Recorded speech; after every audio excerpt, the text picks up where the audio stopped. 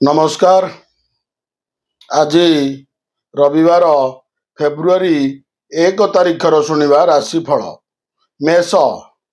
ଆଜି ପୁଷ୍ୟ ନକ୍ଷତ୍ରରେ ଚନ୍ଦ୍ର ପରିବାର ଓ କର୍ମକ୍ଷେତ୍ରର ସ୍ଥିତିକୁ କେନ୍ଦ୍ର କରି ଭାବପ୍ରବଣ କରାଇବ। ସାମାଜିକ ସ୍ତରରେ ସ୍ୱାଧୀନ ଭାବରେ କାର୍ଯ୍ୟ କରିବାର ସୁଯୋଗ ପାଇବେ। ସ୍ୱାସ୍ଥ୍ୟ ଓ ପାରିବାରିକ ସ୍ଥିତିରେ ଉନ୍ନତି ଘଟିବ। ପ୍ରତ୍ୟୁଷ ଯାତ୍ରା, ସାଂସ୍କୃତିକ କାର୍ଯ୍ୟକ୍ରମ, ରଚନାତ୍ମକ କାର୍ଯ୍ୟ ସାଙ୍ଗକୁ ବନ୍ଧୁ ମିଳନର ସୁଯୋଗ ଲାଭ କରିପାରନ୍ତି। ବୃଷ। ତୃତୀୟାଧିପତିଙ୍କ ଶୁଭ ସମ୍ପର୍କରୁ ବନ୍ଧୁବର୍ଗଙ୍କ ସହ ସୁସମ୍ପର୍କ ସ୍ଥାପନ ହୋଇପାରିବ। ଆନୁଷ୍ଠାନିକ କାର୍ଯ୍ୟ, ସାହିତ୍ୟ, କଳା, ବୈଷୟିକ କ୍ଷେତ୍ରରୁ ପ୍ରଶଂସିତ ହେବେ। କିଛି ଜିନିଷ ହଜାଇବା କାରଣରୁ ବିରସ ରହିବେ। ବାଣିଜ୍ୟ, ବ୍ୟବସାୟ, ବିବାଦୀୟ ପରିସ୍ଥିତି ଓ ଯାତ୍ରା କେତେକାଂଶରେ ଶୁଭଫଳଦାୟକ ହୋଇପାରେ। ମିଥୁନ।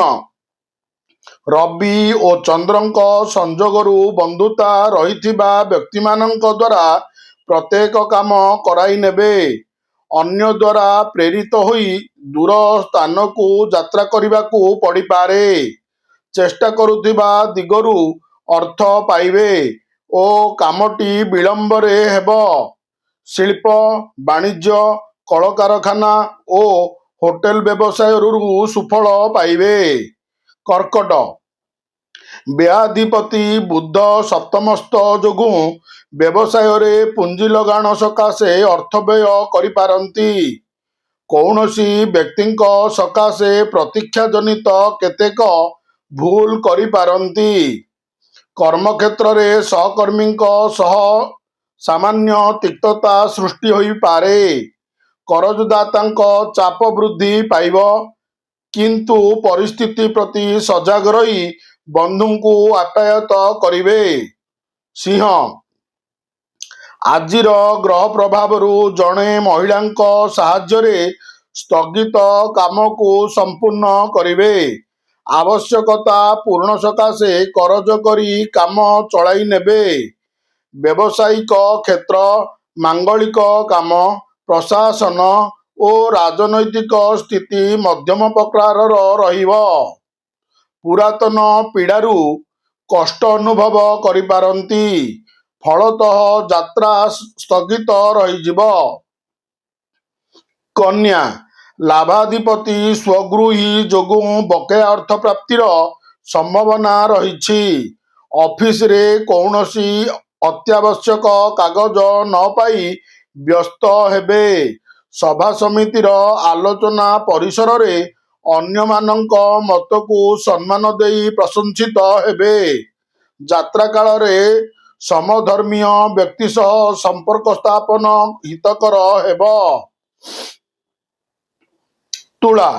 ବୃହସ୍ପତିଙ୍କ ସୁପ୍ରଭାବରୁ ଅଟକିଥିବା ଗୁରୁତ୍ୱପୂର୍ଣ୍ଣ ସମସ୍ୟାର ଆପଣାଛାଏଁ ସମାଧାନ ହୋଇଯିବ। ବିଭିନ୍ନ ଦିଗରୁ ସୁବିଧା ସୁଯୋଗ ଜୁଟିବ ଏବଂ ଆବଶ୍ୟକତା ମଧ୍ୟ ପୂରଣ ହେବ। ବାଣିଜ୍ୟ ଆରମ୍ଭ, ଶୁଭ କାର୍ଯ୍ୟ ସମ୍ପାଦନ, ସତ୍ସଙ୍ଗ ମାନସିକ ସ୍ତରରେ ଆନନ୍ଦ ଅନୁଭବ କରାଇବ। ପାରିବାରିକ ସମସ୍ୟାରେ ମନ ଭାରାକ୍ରାନ୍ତ ରହିପାରେ। ବିଛା। ପାପଗ୍ରହ ପ୍ରଭାବରେ ମନ ଏବଂ କୌଣସି କାର୍ଯ୍ୟ ଶୃଙ୍ଖଳିତ ରହିବ ନାହିଁ। ଫଳତଃ ଆପଣଙ୍କ ବିଚାରଧାରା ଭିନ୍ନ ହେବା କାରଣରୁ କାର୍ଯ୍ୟ ପଦ୍ଧତି ମଧ୍ୟ ବିଶୃଙ୍ଖଳିତ ରହିବ। ଆକସ୍ମିକ ଭାବରେ ସ୍ୱାସ୍ଥ୍ୟ ସମସ୍ୟା ବୃଦ୍ଧି ପାଇବା କାରଣରୁ ଚିନ୍ତିତ ରହିପାରନ୍ତି, କିନ୍ତୁ ବ୍ୟବସାୟ, ବାଣିଜ୍ୟ, ପରିବହନ, ପ୍ରକାଶନ, ନିର୍ମାଣ ଆଦି କାର୍ଯ୍ୟ ଠିକଠାକ ଚାଲିବ। ଧନୁ। ଚତୁର୍ଥ କେନ୍ଦ୍ରସ୍ଥ ବଳହୀନ ଶନିଙ୍କ ହେତୁ ବିରୋଧାତ୍ମକ ପରିବେଶରେ ଚଳିବାକୁ ବାଧ୍ୟ ହେବେ। କର୍ମକ୍ଷେତ୍ରରେ ସମସ୍ୟା ସମାଧାନର ରାସ୍ତା ବାହାର କରିନେବେ। ପାରିବାରିକ କ୍ଷେତ୍ରରେ ସନ୍ଦେହ ଏବଂ ଭୁଲ ବୁଝାମଣା ଅଶାନ୍ତିର କାରଣ ହେବ। ସାହିତ୍ୟ, ଗବେଷଣା, କଳା ସଂସ୍କୃତି, ବିଦେଶ ଯାତ୍ରା ଏବଂ ଆନୁଷ୍ଠାନିକ କ୍ଷେତ୍ରରେ ଲକ୍ଷ୍ୟ ହାସଲ ହେବ।